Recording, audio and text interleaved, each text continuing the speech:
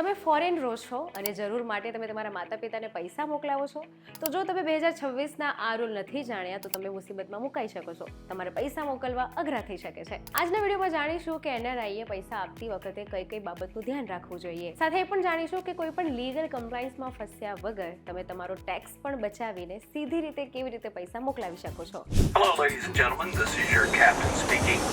We'll be landing in the airport in just a few minutes.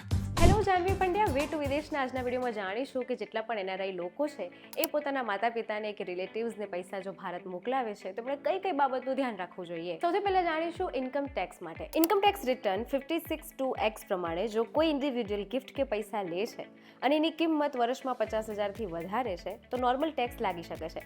પણ જો parents, spouse, siblings, close રિલેટિવ્સથી આવે છે તો ટેક્સ નથી લાગુ પડતો.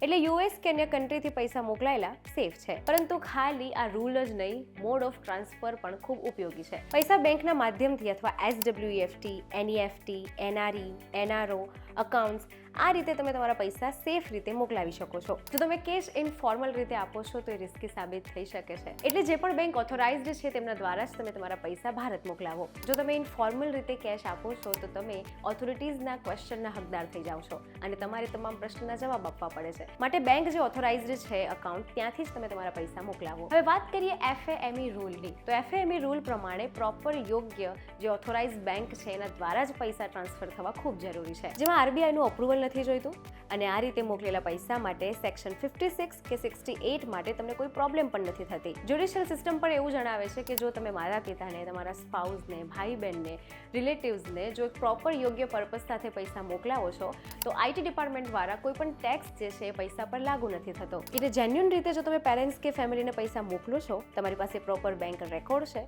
તો IT ઓથોરિટીઝ આને ટેક્સેબલ નથી માનતી.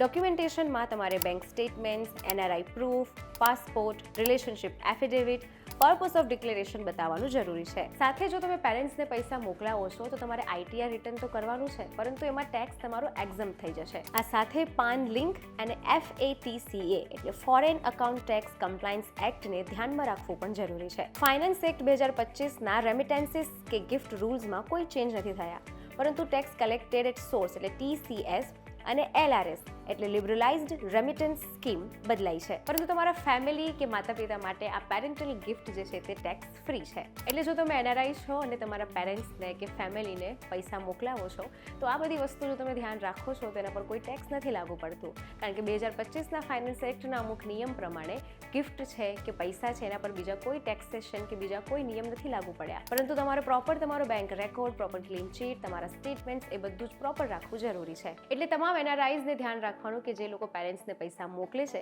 એ લોકોએ પ્રોપર બેંક રેકોર્ડ્સ, સ્ટેટમેન્ટ્સ, તમારું રિલેશનશિપ ડિક્લેરેશન, પર્પસ આ બધી જ વસ્તુ પ્રોપર રીતે બતાવવાની રહેશે. તો તમારો ટેક્સ જે છે એ પૈસા પર નહીં લાગે, તમે ટેક્સથી બચી શકશો. પ્રોપર ડોક્યુમેન્ટ્સ જો હશે તો તમને ના માત્ર ટેક્સમાં હેલ્પ થશે પરંતુ તમને આગળ ભવિષ્યમાં ઓડિટ કે ક્વેશ્ચન જે થશે તેનાથી પણ તમે બચી શકશો. એટલે જો તમે US કે બીજી કન્ટ્રીમાં રહો છો અને તમારા પેરેન્ટ્સને પૈસા કે પછી ગિફ્ટ મોકલાવો છો તેમાં તમારું ડોક્યુમેન્ટેશન છે, એ કમ્પ્લાયન્સીસ છે, એ બધી જ વસ્તુ પ્રોપર હોવી જરૂરી છે. એટલે તમારી બેંક ડિટેલને અને ડોક્યુમેન્ટને પ્રોપર વેરીફાઈ કરો, પ્રોપર એનું ડોક્યુમેન્ટેશન રાખો અને પેરેન્ટ્સને લીગલ રીતે પૈસા મોકલવા કે ગિફ્ટ મોકલવા એમાં કંઈ તકલીફ નથી, પરંતુ તમારું પ્રોપર ડોક્યુમેન્ટેશન જે છે તે ખૂબ જરૂરી છે. તો જ્યારે પણ તમારા પેરેન્ટ્સને કે ફેમિલી મેમ્બર્સને કોઈ પૈસા અથવા કોઈ ગિફ્ટ આપો છો તો આ ટેક્સની આ બાબત ખાસ ધ્યાન રાખો અને આવા જ ઇન્ફોર્મેટિવ વિડીયોઝ માટે જોડાયેલા રહો VTV ડિજિટલ સાથે.